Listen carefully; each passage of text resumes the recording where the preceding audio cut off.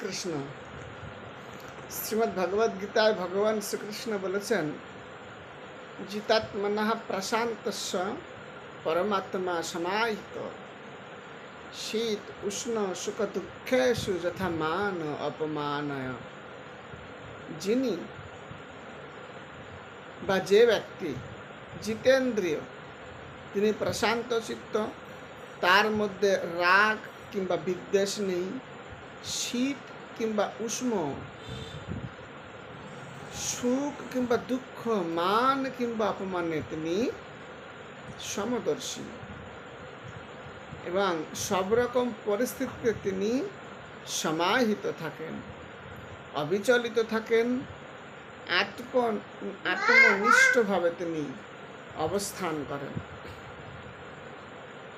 জিতাত্মা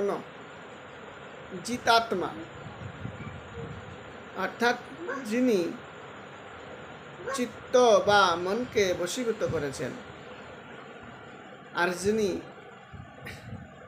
ইন্দ্রিয়কে বশীভূত করেছেন তিনি জিতেন্দ্রিয়।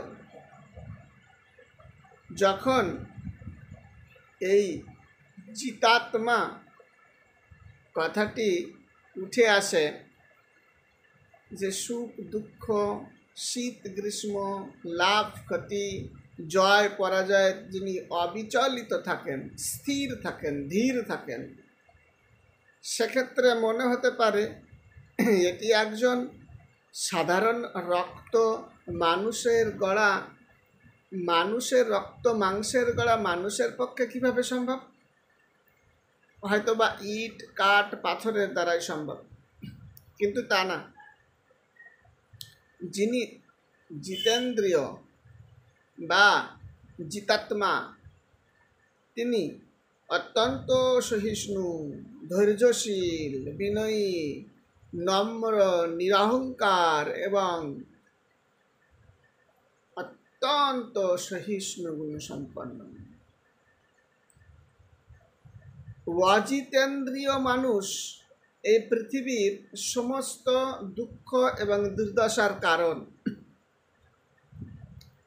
তাদের কারণে সমাজে প্রতিনিয়ত অশান্তি হয়েই চলেছে।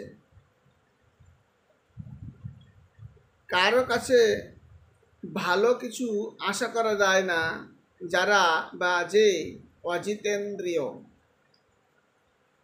সুতরাং জিতাত্মা হতে হলে গৃহে থাকো, বনে থাকো, সদা হরি বলে ডাকো, সাধু সঙ্গে হরিনাম করতে হবে, তাহলেই ওই স্তরে পৌঁছানো সম্ভব, নচেত নয়। হরে কৃষ্ণ কৃষ্ণ কৃষ্ণ হরে হরে, হরে রাম রাম রাম হরে হরে।